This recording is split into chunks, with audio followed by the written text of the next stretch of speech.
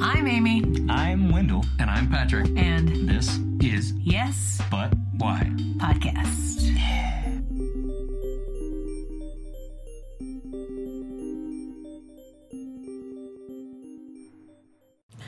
I've heard a lot about you, Joe. I'm really excited to get into this a little bit. Yeah, Amy brings you up a lot on the podcast. Well, I'm proud of Andy. That's for sure. Oh, you're sweet. Followed in the footsteps, you know. Indeed, directly so. But you were always a performer since you were little, so. Oh yeah, let's just do this. Let's talk about young baby Amy. The whole time, tell us little baby performer Amy stories. That is the next 60 minutes. Please. Well, you guys know Amy. I mean, she's she's smart, beautiful, outspoken, funny. She's everything, and she was that when she was little. So, just her little. Just think of her like a 5-year-old. That's what I say. I just picture her as a tinier version, is all. Just Yeah, coming out with these great Same answers, thing. just shock me and make me laugh at the same time. So that's her. Oh God, that's funny. I told somebody the other day that the first impression I ever did was Julia Child as a little girl. Yep. That's awesome. Well, she's probably told you a little bit about the family we grew up in, so there's a lot of laughs there. Tell us about the family. It's funny. I don't usually talk about the family because they begged for it too much. For so many years, they'd be like, you doing comedy, huh? Oh, I bet you're talking about us all the time. And I'd be like, no, forget it. I'm not doing it. Yeah, actually, I'm not talking about you. I'm avoiding talking about you. No, but I hear you. But we have some funny stories. So thanks, Uncle Joe, for joining us. Oh, I don't know if you can hear it, but the band just started next door.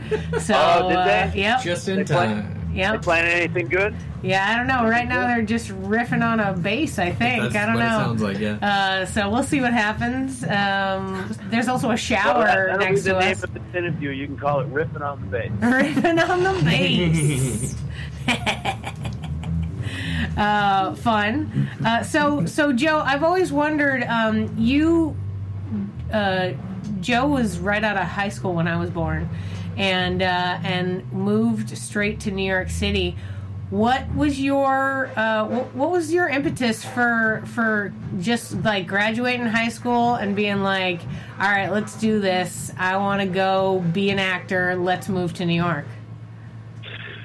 Well, it's probably a little different than that. I mean, the truth is, I when I was really young, I wanted to be a professional hockey player, but unfortunately I didn't have quite the talent. But I played a lot of hockey. And then in junior high school, I started doing some drama stuff. And by the time I got to high school, it was a real focus. So I kind of knew then. And then I went off to do summer stock at a young age. There used to be a guy that came to the high school I was at, the Severian Brothers all-boys high school. And we did a musical there every year. And he had a summer theater in New Jersey called Surflight Summer Theater. Oh. And he invited me there as an apprentice. And I met many lifelong friends at that particular theater. But I had planned on going to school. I went at, I don't know if you knew this, Amy, but I auditioned for NYU, and I got into NYU, and then I thumbed 9 hours to Ithaca, New York, and went up there and auditioned for Ithaca College, and asked them point blank while I was there if they were going to accept me, because if they were, I was going to stay until Monday to talk to financial aid. And they actually offered me some money, and it turned out that they thought Pacheco. It's a long story, but they thought my name. They thought I was Spanish. And when they flew on that Monday, they said, well, unfortunately, this scholarship is only for minorities. So I wasn't able to go there. And NYU, you know your grandfather, I went to him one day and said, listen, I need $5,000 to start my first semester. And he was like, $5,000? So I wasn't able to go, but I wanted to. So in the final hour, I said, you know what? Well, I guess I'm just going to go to New York. So I did. But I tried very hard to go. I wanted to get my undergrad before that. Oh, man. Anyway, I can't tell you how many people also think I'm Spanish. Every time. Every other Pacheco I've ever met has been Spanish. See, I would have assumed Italian. Yeah. I don't know. Me too. Yeah, Italian. And they always pronounce it, they always say Pacheco. Yep. Oh, my God. Everywhere. And they Yeah, tell so you you're wrong. Yeah, they tell you you're wrong. Yeah. That's right. They say you're wrong. You're I like, got into a big argument with a guy one day who said my name was Pacheco, Yeah. was Pacheco, and not Pacheco. yeah.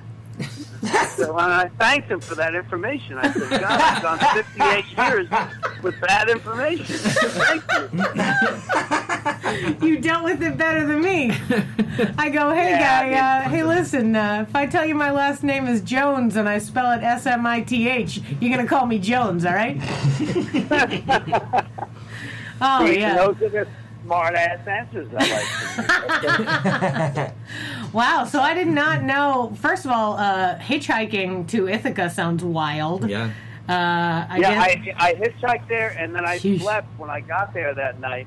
I didn't know a soul. It was a Friday night, and I went to the student lounge, and I said to some guy that I met, hey, man, you know where I can sleep somewhere? I was like 18 years old. Sure. He showed me a place to sleep.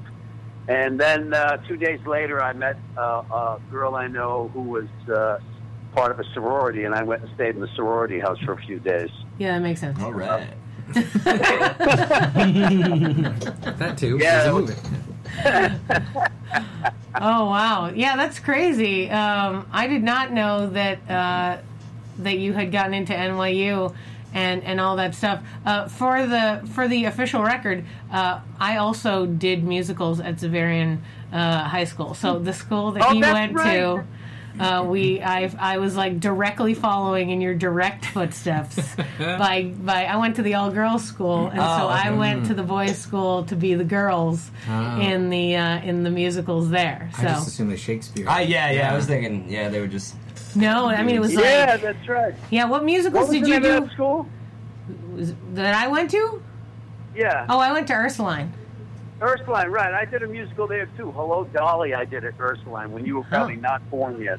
Oh, weird. Ursuline did not have its own theater program when I was there until my senior year when we argued that we needed one, that it was discriminatory that we didn't. And they gave us this 19-year-old, they hired this 19-year-old director who did this French play called Illusions, and it was horrific and insane. and later, most French plays are. yeah, but it was just like, who did you think you were hiring? Like, what? Yeah. Where did you get her? I mean, I'm sure Craigslist wasn't a thing, but she was totally a Craigslist pick for sure. The green sheets or whatever. Yeah, it was insane. I wish I'd seen that production. It was really weird. Yeah, for sure. But yeah, no, I did Xaverian too. So and then later went and worked at NYU. So I pretty much just followed directly to do exactly what Joe does. I didn't go to Ithaca. Sorry. What musicals did you do at Xaverian? It's Xaverian. I did it my sophomore, junior, and senior year, and I did Oklahoma, Guys and Dolls, and Jesus Christ Superstar. Oh, Jesus Christ Superstar. Yeah, I believe I saw Oklahoma. I might have seen Oklahoma. Oh yeah. You were in it, but if you got Oklahoma, yeah. that was the first ever thing I was ever in, ever. Oh, wow. Yeah. Wow. Yeah, I believe I did see that. That's funny. What ones did you do? I did West Side Story, Of course. And then I did Tevye and Fiddler on the Roof. Nice. And then I did Moonface Martin and Anything Goes. Huh. Moonface Martin. Never heard of Moonface Martin. Yeah, he's the priest that was the gangster. Oh, and Anything Goes. I see, Okay, I okay, see. okay. I dig it. Oh, fun. Yeah, I was like background number 1 in Oklahoma and like background number 2 in Guys and Dolls and like lady who sings with Judas at the end in Jesus Christ Superstar. So, yeah, I never had any actual roles, but I guess most of those are like, heavy dude roles because it's a boys' school. Yeah, I guess they would tend to West Side Story, right? All the. I guess there's some girls in that, yeah. Yeah, there's some Maria. There's one of them, ladies in that one, yeah. And now I'm starting to see why you might have done drama then. The girls' school coming over. That's Yeah, I think that's why both of us did theater. They brought girls over. They brought the girls' they just schools. bring them to you. They brought them to you, and then for me, they just bust me to the boys. I was like, I'll take it. And my mom was like, a Catholic school? That sounds great. And I was like, okay, Mom. Little do they know. Yeah, little did they know. Yeah, indeed. Oh, so funny. So you went to New York. Papa says, no, you're not getting any money. You're not going to NYU. And you're like, forget it. I'm going anyway. So what happened when you first got there? I was there for a few weeks, and I used to do a lot of musicals. So I auditioned for Grease for the national tour, and I was out on the road with the national tour within like 2 months of my getting there. Oh, wow. So All I right. spent like a year and a half on the road with that. And it was a bus and truck tour. So it was, just like it sounds, buses and trucks. And, it was fun. We went all over the U.S. and Canada.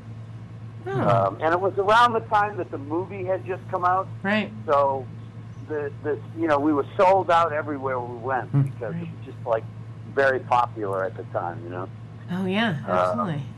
So Great timing. and Yeah. then I went back to New York and starred after that for a long time. Nobody fine. was like, you should save some money while you're working on the road. You were like, let's spend it at this truck stop. Well, exactly. I spent all my money. I mean, at the time, I think I don't remember exactly, but I think I made $900 a week. Wow. I'd on like to that. make $900 a week. Oh shit! Right now, that would be That awesome. would be excellent at this very moment. And this is the 70s. That's happened to me He's like making $900 twice a week. in my life. Yeah, working that in a sounds really good. restaurant. I was like, don't tell us what you make, Patrick. No, I'm trying to do the calculations of what 900 in that time period would be today. It'd be a lot. Yeah. It'd be quite a bit, Yeah. for sure. Wow. So Yeah, you get that was 900. That was around 1978. I'm grabbing my mail. That's what it sounds like. He's fallen into a cave, I think. That seems fine. That seems fine. Just don't let your neighbors catch you into a strike into of a some fight of some Oh, yeah. situation. Don't let them hand you a picket sign and then you're running outside and they're like, "Hell no, we won't go." We're like, "Well, this is really taking a turn." Yeah, no. I'm going to be gone, then, who knows? I'll come back to no apartment. Oof. But anyway. So, I mean, that's not funny. Very serious problem. I'm sorry, I didn't mean to laugh at the potential of you not having a home. I pictured an entire oh, building no gone. worries. Is what it, Laughter is the answer. So laugh all you want. I love it. Oh God! All right, so you get back from the Grease tour. That's a crazy kicker off as Yeah. soon as you get to New York to just be like, "Hi, welcome to New York. Here's a gig for 2 years." Yeah. So did you put the horseshoe up your ass before you thumbed it through to New York? Because that's awesome. There was no horseshoe because that was the good part, and then after that it got a little rough for a while. Sure. But, I hit pay dirt in the beginning, and then there was a very different story for a while. I mean, can we get serious here on this podcast? Yeah. Absolutely. Yes. Talk about so it. serious. Is honesty allowed? Yeah, Yep. yeah. I mean, it's not all jokes. Well, I got to New York, and I left home, you know, at a young age, I think I probably ran